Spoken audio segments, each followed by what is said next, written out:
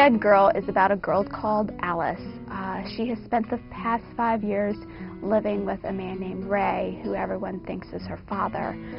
It turns out that Ray actually kidnapped her 5 years ago. I got the idea for the story, weirdly enough, from a dream. It was a really intense dream. I had it for something like 3 nights in a row, the exact same dream even.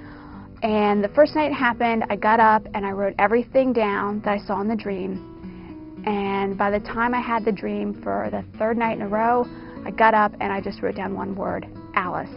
And I knew I just had to tell her story. And so that was the day I started writing it. I just knew I had to do it.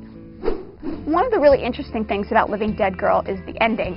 I didn't expect this at all, but there's been a lot of discussion about the ending and as to whether or not what happens to Alice at the end of the book. And there's just something very exciting about having something you write go out there and seeing people react to it so strongly and in so many different ways. There has been some debate about whether or not Living Dead Girl is for teens, and I think it's absolutely 100% for teens. I've always written for teens. I always write for teens in mind. Even with Living Dead Girl, when I wrote it, I never once thought about anyone but teenagers reading it. And teenagers, I think, are very much aware of the world.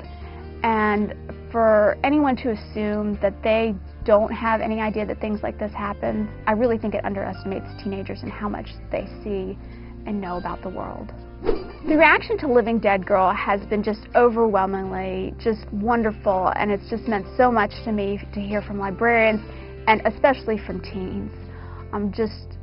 It was a real departure for me, and I'm really glad that it's been so well received, and I'm just so grateful to everyone who's taken the time to let me know what the book has meant to them.